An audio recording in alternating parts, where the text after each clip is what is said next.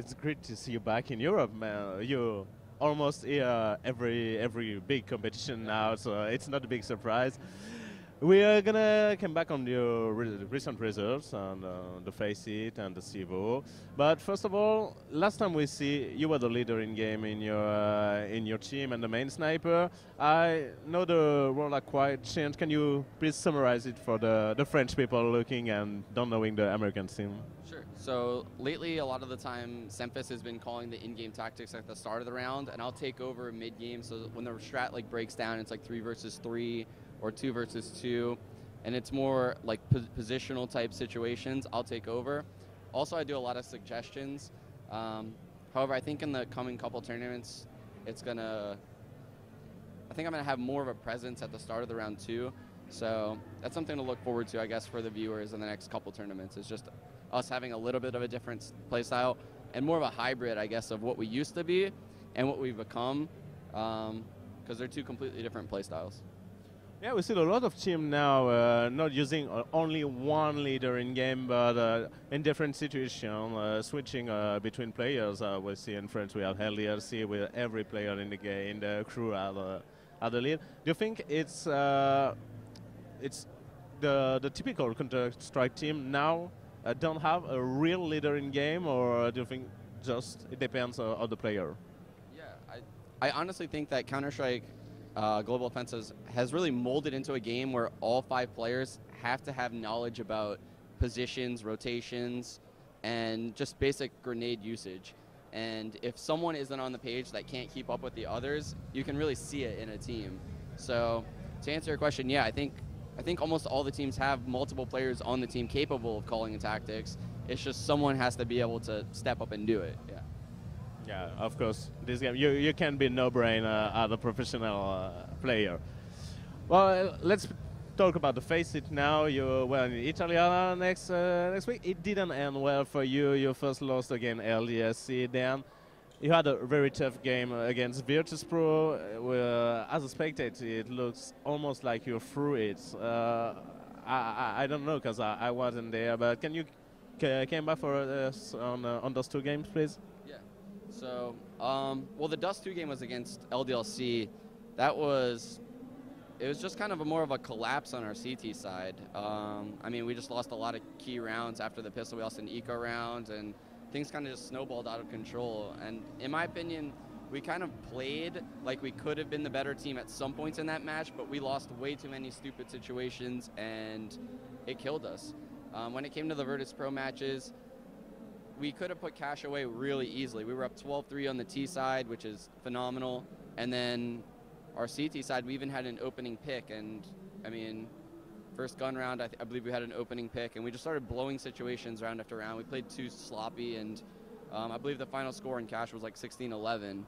And that ended up killing us because we went into Inferno and they did a lot of things that we just weren't prepared for, honestly.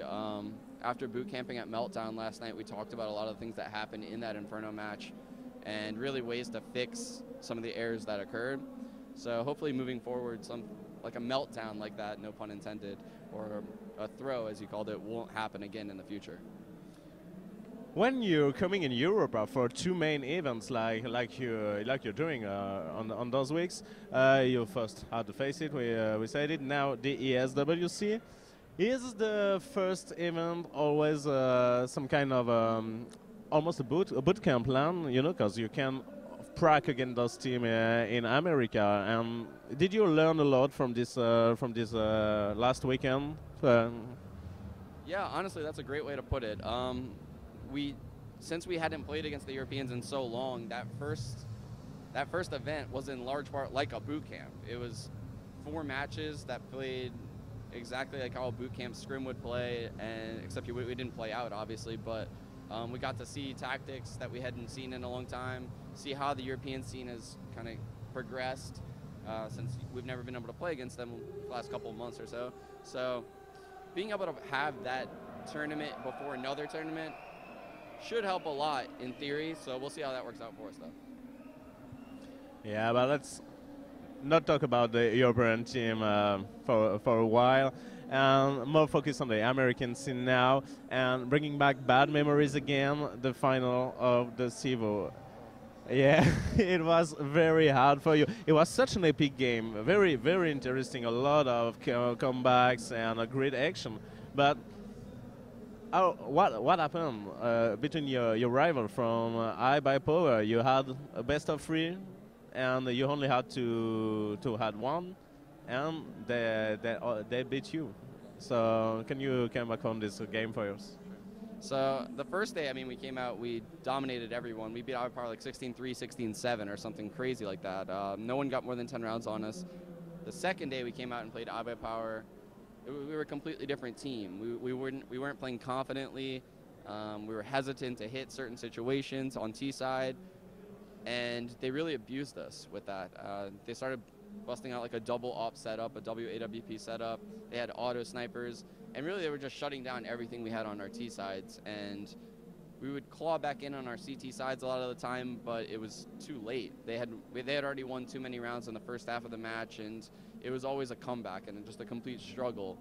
And even in the last map when we went to overtime, when Shroud had to get that amazing CZ round to kill like 3 people, we were still clawing in that match to barely hang on. And I think that was a lot attributed to just, I mean, we came out as a completely different team. We were flat that second day with we really lacked confidence, it felt like. We talked a lot about our mentalities going into that second day, and we have tried to fix some of the things that occurred, so hopefully that won't happen again. You spoke about CZ and CT side, T side. What do you think about how the game is balanced right now? Because we see a lot of CZ semi-eco around now with the scout, who is very overpowerful. It looks like when you're playing Counter-Strike now, you can lose a few K round in the CT side, or your game is almost run. Is it still possible to come back after like an hard CT side? We've been talking a lot with a lot of the Europeans about this. The game honestly feels like it's getting more and more CT-sided. I don't know if that's whether the pro teams are just adjusting the timings, and now it's like, okay, my smoke is going to end at this time, I'm going to Molotov, I'm going to nade, and there's no way that a T is ever going to be able to come into my bomb site unless it's within this 5-second window. And if you don't hit it in that 5-second window, your team's going to lose. So maps are becoming more and more CT-sided as the teams are learning them more and more, and I don't know if Valve's going to do something to try to fix that, but right now, I mean, you're watching like Fnatic just crush people on CT sides. You're watching people like Titan just once they get double op setups, like we saw earlier, it's over. Like the Ts have no chance to make a play. And then if you lose a round, you can get a CZ, which almost guarantees you 1 kill, and that puts the other team's economy in shambles. So I think that's all things that Valve really needs to look at moving forward, and I think there has to be a change made to kind of balance out the game again, because right now it is getting more and more CT-sided as the tournaments go on. Yeah, I think that too. And you spoke about Titan, and there's a game right now when we're talking. The game is about to start, and we saw the play on the screen. Titan versus LDLC. You're gonna face one of those teams tomorrow in the tournament. That's 2 teams you know well. That's 2 teams we love because, of course, we're French. What do you think about those teams, and which one do you want to face? I would much rather probably play Titan than LDLC. They seem a lot more easy to read, I guess. Yeah. Whereas LDLC is just, I feel like everything is just so random and so chaotic, and they have such great aimers that it's almost like playing a copy of ourselves. That's what it feels like. It feels like we're playing ourselves. Whereas when we play Titan, everything is so organized. There's smokes that blow up here, there, and they have 2 ops that kind of like pick around them, and Existence is just a great tactical mastermind. So I like playing against Titan. However, I wouldn't mind playing either team. I mean, I have a great respect for the French scene. They always are up and coming with tactics and things like that, and it's really fun to play them in matches. Did you see the game between Titan and LDLC a few hours before? Titan played LDLC on Dust 2. You know who won? Yeah, I saw it. Titan won 16-3, yeah. Yeah. What do you think about this score? It almost shocked everyone because LDLC looks, I don't want to say the best French team, but you said it, crazy AM, people running everywhere on the map, and that almost seems unbeatable. And Titan did it so easy. Yeah, like I said, well, it's so weird because when Titan has the type of players like Kenny S and Kaylee, where once they get those AWPs in their hands, it's really hard to fight back and beat them. So you can find yourself in these situations where every round you have like AK half armor and a couple nades, and it's just not enough. You need to have some kind of crazy tactic to kill those AWPs and really break the economy of Titan. So it's important when you play a team like Titan that you're constantly keeping their money and their economic situation on their team low.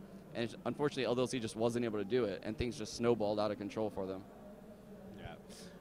I'm going to ask 2 more questions, because as always, I'm talking a lot.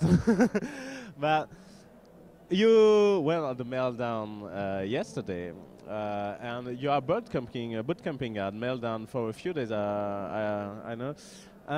Let's just talk about yesterday night. You met the French fans. And I don't know, because I wasn't there, but was there a lot of people? Was the night good? It was honestly an awesome night. A lot of people turned out. Everyone was drinking, having a good time behind us. We didn't really drink while we played, but yeah, it was fun to see everyone and sign stuff for fans. And I really haven't seen an atmosphere like that in the United States. So, and I wasn't aware that Meltdown existed in Paris, because last time we came here, I believe we went to Milclan to boot camp. So it was awesome. We all had a great time, and I think Logitech put it together for us. So appreciative of the staff at Meltdown, the fans that came out, and Logitech for putting it together, because I think we all had a great time last night. Okay, and now a little bit more funny question. I don't know if you remember, but last time we met, it was I guess at DreamHack, and we talked a little about the European LAN, and not about the game, but we talk about the Sweden, the French, you know, and you told me that the French was one of your main events, mostly because the French girl was the best for you. But what do you think now? You went in Italy, you went in Sweden, you went in Poland. Did you went to Poland? I can remember to Katowice. Yeah, I remember it now. And of course to France. How does it feel to travel a lot in Europe, and which country and which event did you prefer? Honestly, everywhere is so unique, and it's just so different here. So, I mean, Poland's cool because things were like cheaper and it was easier to do whatever you wanted. Sweden's awesome because, I mean, I just felt like there was always something to do in Sweden. And Paris is awesome because the nightlife is just the best. And Italy was nice just because, I mean, the people were just amazing when we were there. And, I mean, everything has, like, really unique things to it. So I can't really pick a favorite. I mean, everything is great, and we always have an awesome time. We come out here throughout the whole trip. So I can't really pick a favorite. I mean, it's hard. It's too hard. Yeah, there's no problem. We all liked all the event, too. Well, I'm sorry. Well, it's time, of course, for traditional last word. If you want to sing, whatever you want to sing, so whatever. Yeah, I definitely want to thank our sponsors for sending us out here, first of all. Logitech G, HyperX, Alienware, Need for Seat, Homejoy, Sidekick, and Kingwin. In addition to that, obviously thank the fans that came out to support us last night and throughout our trips, sending us tweets and really just like giving us that loving nature that really pushes us forward and make us want to be better. My team for like always being so awesome and supportive. And really, yeah, I mean, that's about it. Thanks to everyone for making this possible for us. Well, thank you, because it's always a pleasure to have an interview with you. The game's about to start. We're going to end now. I wish you good luck for the tournament. Thanks a lot. And have a good last night before the game. Bye.